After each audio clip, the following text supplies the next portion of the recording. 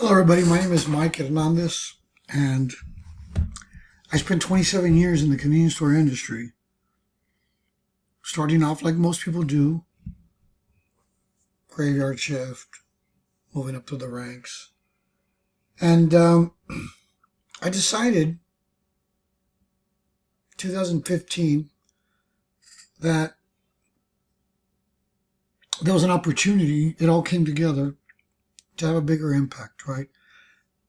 In those 27 years, some things just never changed. Turnover, one of them, right? And it's always been the same. So I started Drive for district managers because obviously we have a lot of time behind the wheel, right? A lot of windshield time. And it's kind of my way to give back to the community. Now, I know a lot of people listening, watching, a lot of experience, right? I'm not going to come and tell you that you're going to learn a lot of different things. You may learn some stuff, just like I would learn having conversations with each of you. But sometimes it's just a refresher, right? Sometimes it's just to try to refocus, recalibrate, and just bring things back into the light. We get caught up and inundated with everything that's going on. And I can't tell you how many times, and you know this, right? If you're a DM, if you're a store manager aspiring, you want to move up to be a DM, this is for you as well. But you know how it is. You sit in those staff meetings, those district meetings, and everybody's tired. And the boss wants to know about staffing. What are you doing? Who's going to run the stores? And that's always, it's always an issue, right? And I experienced some of those things too, don't get me wrong. But not to the extent maybe. And again, it's just difficult sitting in those meetings and just looking at your peers. And I started just thinking like, wow, if I could find a way to help, I would. And we all know the story. You intend to. You want to go talk to somebody. You want to spend time developing a manager that needs it. You pull into the parking lot. Phone rings. It's your boss. Where you at? I need you to go put out this fire. Now, stop what you're doing. Get over there right away. HR. Somebody from the corporate office calls. Legal. There's a spill. There's environmental. There's always something going on. And so that time you had planned, set aside to go spend with Tom. Hey, Tom, I'm sorry. We're going to have to reschedule. And when's the next time you actually get back to it, right? It's not usually the next day. You've got other things planned, right? Anyway, you're busy. I'm busy too, but I'm not in the same sense that you are. And so I want to take my experience and education and just perspective approach, different things like that, to be able to kind of help. And that's really where a lot of this started. 2013, 2015, I was working 60, 70 hours a week. I had taken over a group of stores, 11 stores. And we had 6 managers, and I think 2 assistant managers. And usually about 6 months is all I need. A lot of you who have transitioned, you know what we're talking about. takes about 6 months to kind of get things, going in the right direction, making progress. It took longer, about a year and a half. And I couldn't go anywhere on weekends. I had to be out in the field. I had to be out doing paperwork, helping. I mean, it was pretty tough situation to climb into, right? But Sundays were the only days that I could really say, but where I was at, beautiful part of the country in Tennessee, but man, you couldn't go very far and really enjoy the time off. So I'd have to go in and do paperwork. I'd have to go in and, run around from store to store, checking on things, helping, because we were missing the staff we needed. And I didn't have a magic wand. I couldn't get that solved right away. I remember my first week, I rode stores with my boss, Jim. At the end of the week, he's like, so what do you think? And I said, this needs to happen, this needs to happen, this needs to happen. He said, whoa, slow down. I said, I'm not saying it's going to happen right now, but, that's your problem, because Jim told me you're the fourth person in 2 years to take this position. Right? And, I didn't care. I wasn't intimidated by it. Heck, I had somebody ask me one time, hey, you want to move to this district to get fired? Because everybody that went there got fired, and I'm like, I hadn't really thought about it.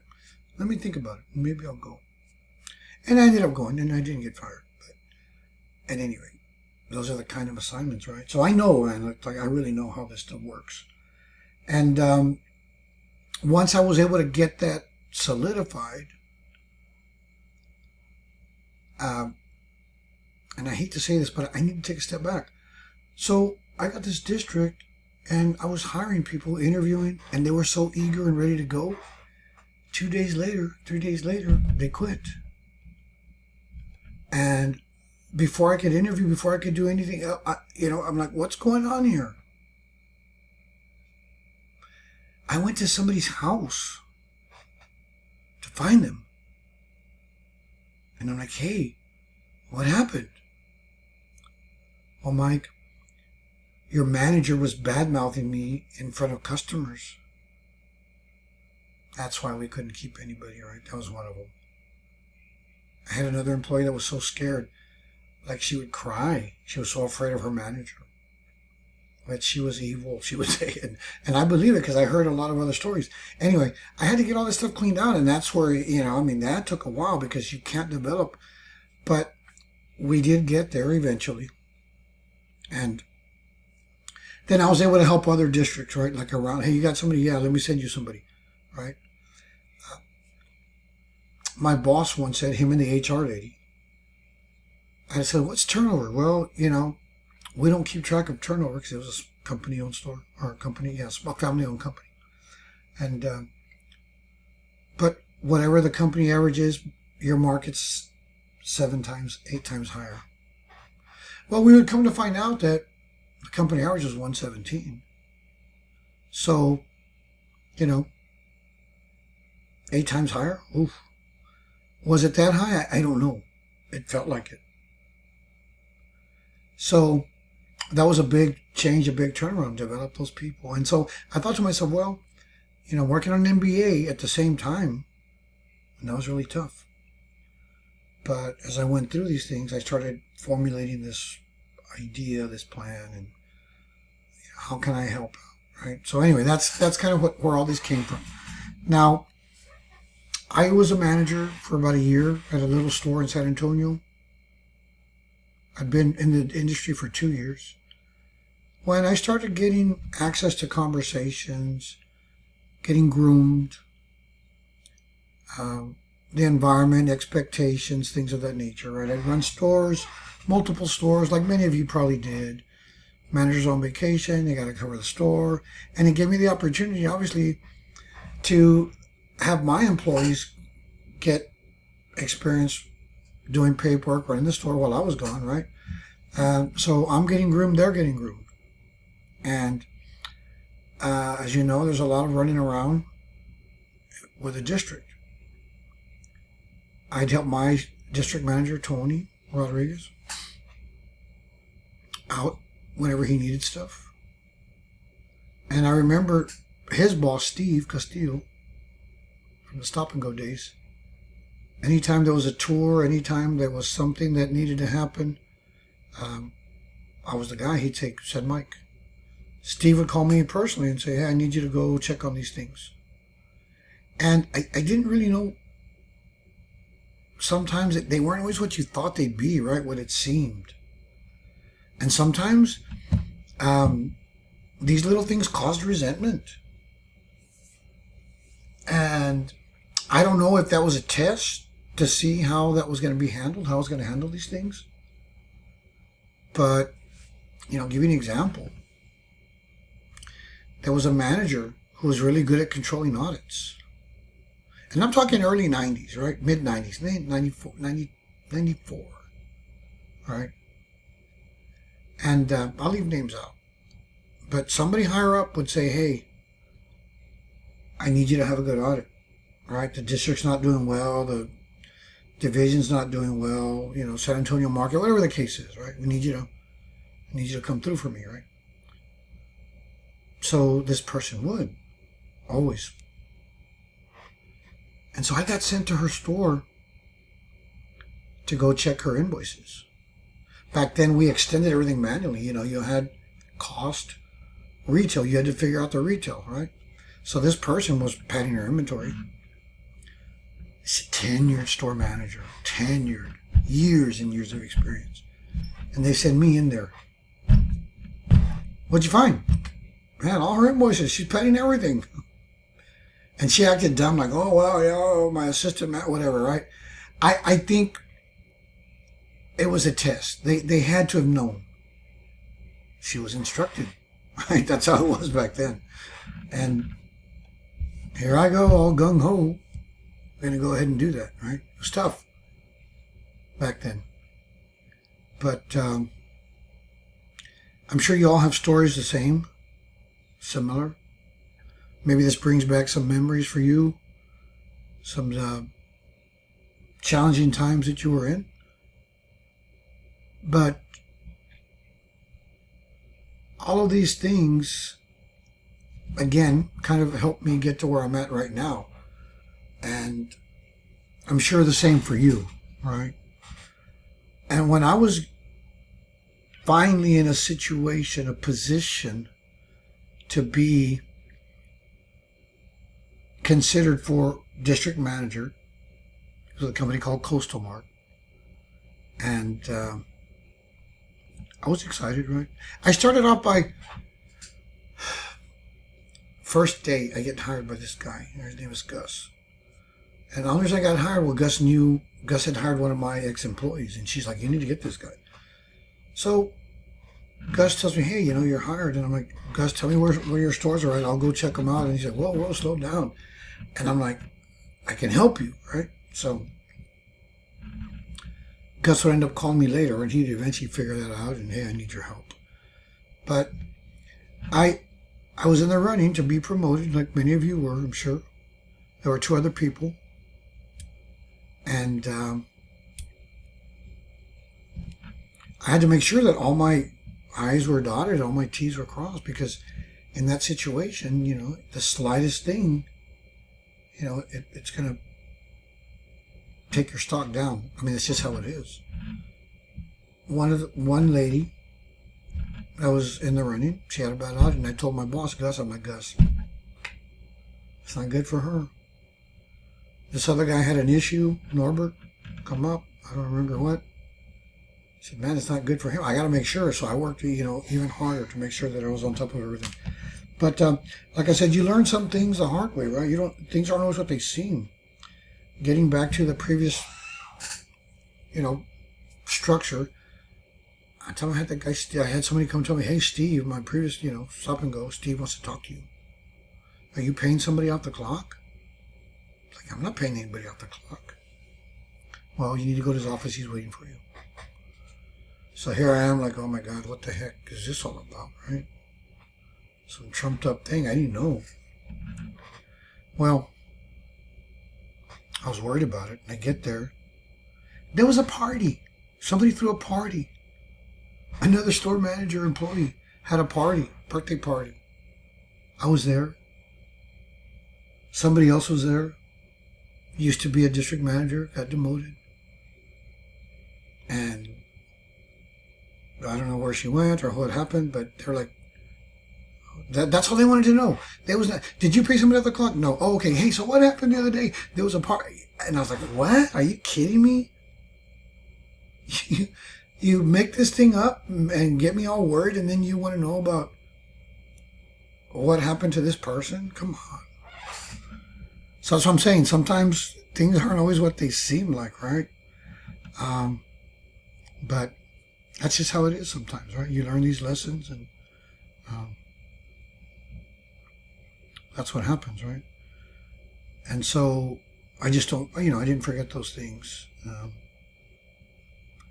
But when I had that opportunity with Coastal, I just started, like most of you probably do. Hey, once you do a presentation, they started giving us these leadership things, and I didn't have a problem with it. And I remember, I was, obviously a big step. Think about it. There's about 153,000 convenience stores in the United States. How many are there in the world? Right? So, how many district managers do you think there are in the United States? If there's one DM for every 10 stores, right? It's not quite the rare air, but you're getting there, right? Not everybody can say that. So it's a big thing. And obviously I wanted to do the best I could. We had a panel interview scheduled. So it was my boss, he was a zone vice president, San Antonio, and some other, Laredo and Corpus. And then you had the senior vice president of operations, you had the senior vice president of marketing, you had the marketing, the zone marketing, you had the auditor guy, you had just a whole panel of people. And, we're sitting there, and I'm sitting there in the firing line, right in front of everybody. Senior VP sitting right across from me, and they all asking me questions. And I'll say his name, Mark Jagger. For those of you who may have been, old timers, been around for a while, know the name. He says, so Mike, how would you feel if we didn't choose you? And right away I said, shocked. He just started laughing. He's like, I knew you were going to say that. Well, I was. It just seems so obvious, right? I mean, I know some people might think, well, it's kind of brash and cocky, but I'm sorry. That's how it was, right? So I did get the promotion, and I remember, I don't know, maybe a week later, Mark and Jerry come to my store with Jeff Krams, I think, and Jerry Godwin. And I said, Mike, can we talk to you in the back? And I was like, sure. So I went to the back, and Mark's like, well, we just came by to, tell you congratulations. We chose you. You got the position. And I was like, well, thanks, Mark. And he's like, well, goddamn. Don't act like you just got run over by a train. You ought to be excited. This is a good time. You should celebrate. And I said, Mark, getting the job is the easy part. Keeping it, that's going to be hard. I didn't laugh, obviously, but it's kind of the mindset I had. And I said, you know what? 6 months, let me get my arms wrapped around the stuff, and then, I'll celebrate. But right now, I got to take care of business, right? And that's just how I've been, right? I approach it. So anyway, I don't get into all the BS. I don't get into all those different things. And I don't know. It's like we don't have time often for those kinds of things. So that's kind of how I got to this spot, doing the MBA, completing that. It just opened my mind. I know a lot of people frown on stuff, but what got me back into school was I was doing great with SSP Partners. And it got to where, okay, you don't have a degree, so can't promote you, right? You had to have a degree. I've gone to college. I've been back, semester here, class there, summer, things of that nature. And I thought to myself, man, I should have gone I started going in spring of '87. And, work and life just get in the way, especially as you're rising through the ranks. And I went back. When I was in Joplin, Missouri, I was a general manager of Flying J, had a stable schedule, and I said, I'm going to go back to school. So I did that. And the reason I took the truck, job at a travel plaza was the company I worked for before, they were building truck stops, and they were paying extremely well. So I was like, well, that's an aspect of the business that I don't know. But I ended up going with Flying J because they were like, the cream of the crop. And they were, with everything they did. So I went to go work there, and I just opened my eyes and it gave me the opportunity to go back to school. So I did. In 2009, I started going back, end of 2009. And I took online classes. And I actually finished in 2012. So it took me 25 years. Right? Not because I'm dumb, not because of anything else. That's just how life is. And so from there I went on to get a master's degree, and then I got a second one, teaching and learning with technology. So that's my story. And that's when I got that first MBA, I thought, well, if I can be a professor at a university, an adjunct, why can't I just create something that's going to help everybody in the industry? And so that's how I went about this. That's why I started it 2015-ish. Started thinking about these things, started putting things into play. Just thinking about it, constructing it. Obviously, I didn't have the skills, the time, and the tools to be able to do all this. So that's why I went in for that second master's. Well, if I'm going to do this the right way, I probably should learn about things like that. And so adult learning theory, a lot of the stuff we do learn is informally. We don't need to sit in front of a class, go to computer-based training. And a lot of times what we learn as adults is through conversations, through something we read, right? And so that is how I've approached this. Now that technology's there, I've developed more skills. And prior to getting my education, my two favorite words in the world were opportunity and clearance. Now it's infrastructure and leverage. And so I'm creating this to help you, to help your team develop. And you'll see a lot more content coming. Some of it you're going to say, well, I don't really need that, Mike, or they don't really need to know that. That's not their job. And it's true. It might not apply to their specific position. But that doesn't mean they shouldn't know about it or how it works. Right? Because that's the big thing. You get thrown into a position and you're not prepared. And if you're honest with yourselves, you know that move from manager to district manager, it's not easy. The biggest piece that I've seen people struggle with, financials, P&Ls, business reviews. It's hard for people to get their arms around, depending on how often your company has them, or if you even have them. Right? You're talking about quarterly reviews where you've got to get up there and present, and you know how it is. Some people are nervous, some people aren't prepared, you get killed by everybody. It's not pretty. Not always pretty unless you're prepared and you know what you're doing. Of course, you get all the bullshit coughs, right? Just being honest. So, I think by now you have an indication, right? You can gauge. You may not know me, may not have worked with me, and if you did, you probably know that regardless of whatever, I've always put my best foot forward, and I've always been analytical, and I've had some skills and accomplished some things. I'm not saying I'm the best DM, but I feel like I could be put into any situation, any group, and I would hold my own and excel in a lot of cases. But that's through experience, right?